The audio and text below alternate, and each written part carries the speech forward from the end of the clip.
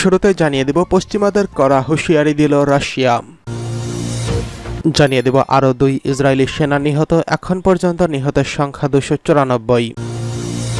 এছাড়া রয়েছে রাফায় স্থল অভিযান শুরু করেছে ইসরায়েল। জানিয়ে দেব সাগরে জাহাজে হামলা বৃদ্ধির হুমকি ইয়েমেনের হুথিদের। সর্বশেষ জানিয়ে দেব জিম্মিদের মুক্তির আগে কোনো শান্তি চুক্তি নয় বলছে ইসরায়েল। এবার পশ্চিমাদের করা হুঁশিয়ারি বার্তা দিল রাশিয়া। ইউক্রেন ইস্যুতে নতুন মাত্রায় সংঘাত উস্কে দেওয়ার জন্য পশ্চিমাদের দায়ী করেছে রাশিয়া। মস্কোর দাবি যুক্তরাষ্ট্র ও ন্যাটো একরকম আগুনে ঘি ঢালছে।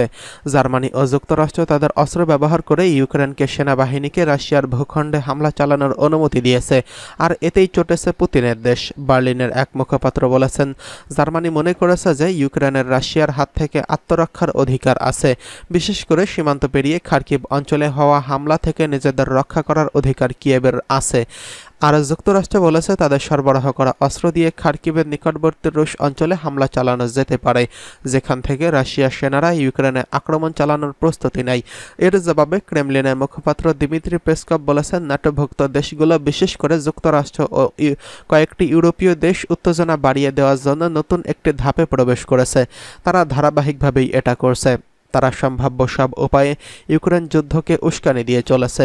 এমন উস্কানি চলতে থাকলে রাশিয়াও পাল্টা ব্যবস্থা নেওয়ার ঘোষণা দিয়ে রেখেছে। এদিকে আরও 2 ইসরায়েলি সেনা নিহত, এ পর্যন্ত মোট নিহতের সংখ্যা ছাড়ালো 294। অবরুদ্ধ গাজা উপত্যকায় বর্বর আগ্রাসন চালাতে গিয়ে ইসরায়েলের আরও 2 সেনা নিহত হয়েছেন।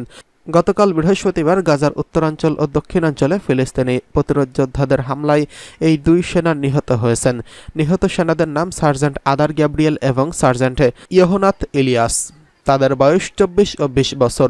এর মধ্যে আদার গ্যাব্রিয়েল রিজার্ভ সেনা হিসেবে যুদ্ধে যোগ দিয়েছিল। বর্বর ইহুদি বাহিনী জানিয়েছে, গাজার উত্তরাঞ্চলে ফিলিস্তিনি প্রতিরোধ যোদ্ধাদের সঙ্গে প্রচণ্ড সংঘাতের সময় গ্যাব্রিয়েল নিহত হয়েছেন। অন্যদিকে দক্ষিণাঞ্চলীয় ফিলিস্তিনি প্রতিরোধ যোদ্ধাদের সোরা ট্যাঙ্ক বিধ্বংসী ক্ষেপণাস্ত্রের আঘাতে মারাত্মকভাবে আহত হয়ে পড়ে মারা গেছেন ইলিয়াস। ওই হামলায় একজন সেনা অফিসার মারাত্মকভাবে আহত হয়েছেন। ইসরায়েলে এই 2 সেনার নিহত হওয়ার মধ্য দিয়ে গাজায় আগ্রাসন চালাতে গিয়ে মোট নিহতের সংখ্যা দাঁড়ালো 294। তবে ইসরায়েলের এই হিসাবের বিষয়ে ফিলিস্তিনি প্রতিরোধ যোদ্ধারা আপত্তি জানিয়েছে। ইসরায়েলি নিহত সেনার সংখ্যা প্রকৃতপক্ষে এর চেয়ে অনেক বেশি। এদিকে রাফায় স্থল অভিযান শুরু করেছে ইসরায়েল। আন্তর্জাতিক উদ্বেগ ও ক্ষোভ সত্ত্বেও গাজায় দক্ষিণাঞ্চলীয় রাফা শহরে ইসরায়েলি সামরিক বাহিনী স্থল অভিযান শুরু করেছে। শুক্রবার এক বিবৃতিতে ইসরায়েলি প্রতিরক্ষা বাহিনী IDF এই তথ্য নিশ্চিত করেছেন। এই সপ্তাহের শুরুতে প্রথমবারের মতো রাফার কেন্দ্রের ট্যাঙ্ক দেখা যায়। ইসরায়েলি বাহিনী বলছে, মধ্য রাফায় IDF এর সেনারা হামাসের রকেট লঞ্চার সুড়ঙ্গ ও অস্ত্র খুঁজে পেয়েছে। সেনারা ওই এলাকায় হামাসের একটি অস্ত্র সংরক্ষণাগারও গুড়িয়ে দিয়েছে। এর আগে বুধবার ইসরায়েলি সামরিক বাহিনী জানায়, তারা গাজার মিশর সীমান্তে ফিলিস্তিনি অংশের 14 কিলোমিটার বাফার জোন ফিলাডেলফি করিডরের উপর অপারেশনাল নিয়ন্ত্রণ প্রতিষ্ঠা করেছে। ফিলিস্তিনি টেলিযোগাযোগ কোম্পানি জাওয়াল এক বিবৃতিতে জানিয়েছে, চলমান ইসরায়েলি আগ্রাসনের কারণে বৃহস্পতিবার রাফায় সেলফোন সেবা বিঘ্নিত হয়েছে।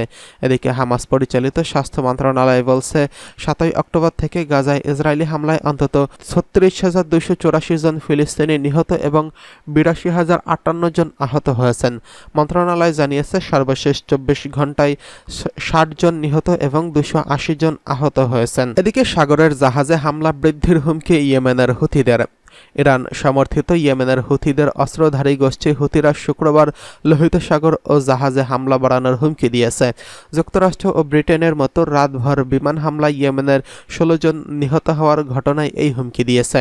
হুথিদের আল মাসিরাহ টেলিভিশনের খবরে বলা হয়েছে, গুরুত্বপূর্ণ বাণিজ্য রুটে বিঘ্ন ঠেকাতেই জানুয়ারিতে যুক্তরাষ্ট্র ও ব্রিটেনের অভিযান শুরুর পর ইয়েমেনে এটি সবচেয়ে প্রাণঘাতী হামলা।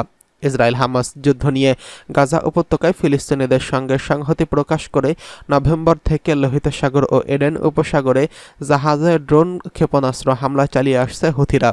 যুক্তরাষ্ট্রের সেন্ট্রাল কমান্ড বা সেন্টকম জানিয়েছে, জাহাজে হামলা চালানোর সক্ষমতা হ্রাস করার জন্য 13টি হুতি স্থাপনা লক্ষ্যবস্তু করা হয়েছে। হুতি কর্মকর্তারা মোহাম্মদ আল বখাতি বলেন, মার্কিন ব্রিটিশ আগ্রাসনে আমাদের সামরিক অভিযান চালিয়ে যাওয়া থেকে বিরত রাখতে পারবে না। উত্তেজনা বৃদ্ধির সঙ্গে উত্তেজনা বৃদ্ধির অঙ্গীকারও ব্যক্ত করেন তিনি। এদিকে জিম্মিদের মুক্তির আগে কোনো চুক্তি হবে না জানিয়েছে ইসরায়েল। হামাসের হাতে আটক জিম্মিদের মুক্তি দিলেই কেবল গাজা ইস্যুতে শান্তি চুক্তি আসার ব্যাপারটি বিবেচনা করবে ইসরায়েল। দেশটির প্রতিরক্ষা বাহিনীর এক কর্মকর্তা রয়টার্সকে এই তথ্য জানিয়েছেন। এর আগে বৃহস্পতিবার 30 মে এক বিবৃতিতে হামাস জানিয়েছে, গাজায় যুদ্ধবিরতি সংক্রান্ত আর কোনো আলোচনায় অংশ নিতে রাজি নয় তারা।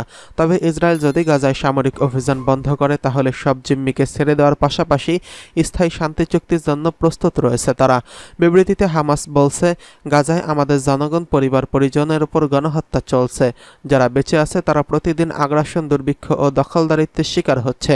হামাস ও ফিলিস্তিনিদের অন্যান্য নেতৃত্বস্থানীয় বিভিন্ন গোষ্ঠী মনে করেন, এই পরিস্থিতিতে গাজায় যুদ্ধবিরতির আলোচনা হামাসের অংশগ্রহণ সহ সার্বিক অবস্থার কোনো পরিবর্তন ঘটাতে সক্ষম হবে না। আমরা আমাদের মধ্যস্থকারীদের জানিয়ে দিয়েছি, যদি দখলদার বাহিনী আগ্রাসন বন্ধ করে তাহলে গাজা ইস্যুতে একটি শান্তিপূর্ণ চুক্তির জন্য আমরা প্রস্তুত। এই চুক্তিতে জিম্মিদের মুক্তি দেওয়ার বিষয়ে বিস্তৃত সমঝোতা যোগ করে হামাস। হামাসের এই বিবৃতিতে প্রতিক্রিয়ায় ইসরায়েলের অবস্থান স্পষ্ট করেন ওই কর্মকর্তা। তিনি বলেন, সবার আগে জিম্মিদের মুক্তি দিতে হবে, না হয় গাজায় অভিযান থামবে না, কোনো চুক্তিও হবে না। রয়টার্সের প্রতিবেদনে বলা হয়, এক সপ্তাহেরও বেশি সময় আগে থেকে গাজার দক্ষিণাঞ্চল সীমান্ত শহর রাফায় অভিযান শুরু করেছে ইসরায়েলি বাহিনী। লাখ লাখ বেসামরিক ফিলিস্তিনিদের শহরটিতে অবস্থান করছেন। গাজার বিভিন্ন এলাকায় গত প্রায় 8 মাস ধরে ইসরায়েলি বাহিনীর চলমান অভিযানের ভয়াবহতা থেকে বাঁচতে রাফায় এসে আশ্রয় নিয়েছেন এসব ফিলিস্তিনিরা। সম্প্রতি জাতিসংঘের অন্যতম অঙ্গ প্রতিষ্ঠান আন্তর্জাতিক বিচারিক আদালত রাফায় ইসরায়েলি বাহিনীর অভিযান বন্ধের আদেশ দিয়ে রায় দিয়েছেন, কিন্তু সেই রায় উপেক্ষা করে সেখানে সেনা অভিযান অব্যাহত রাখার নির্দেশ দিয়েছে ইসরায়েলের প্রধানমন্ত্রী বেঞ্জামিন নেতানিয়াহু। কিছুদিন আগে রাফায় ইসরায়েলি বাহিনীর বোমা হামলায় 40 জনেরও বেশি বেসামরিক ফিলিস্তিনের মৃত্যু হয়েছে। ওই ঘটনার পর বিশ্বজুড়ে ইসরায়েলের বিরুদ্ধে তীব্র নিন্দা চলছে। এই ঘটনার পর গাজায় যুদ্ধবিরতির ইস্যুতে নিজেদের অবস্থান স্পষ্ট করল হামাস ও ইসরায়েল। হামাস চাইছে আগে শান্তি চুক্তি, পরে জিম্মিদের মুক্তি। অন্যদিকে ইসরায়েল চাইছে আগে জিম্মিদের মুক্তি, পরে শান্তি চুক্তি। গত 7 অক্টোবর ইসরায়েলি ভূখণ্ডে ঢুকে নির্বিচার গুলি চালিয়ে অন্তত 1200 জনকে হত্যার পাশাপাশি 242 জনকে জিম্মি হিসেবে ধরে নিয়ে যায় গাজায়। অতর্কিত সেই হামলার জবাবে সেই দিন থেকেই গাজায় অভিযান শুরু করে ইসরায়েল, যা এখনও চলমান।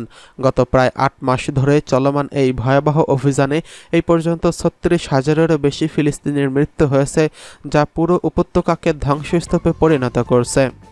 বিবৃতিতে হামাস বলছে, গাজায় আমাদের জনগণ পরিবার পরিজনদের উপর গণহত্যা চলছে। যারা বেঁচে আছে তারা প্রতিদিন আগ্রাসন, দুর্ভিক্ষ ও দখলদারিত্বের শিকার হচ্ছেন।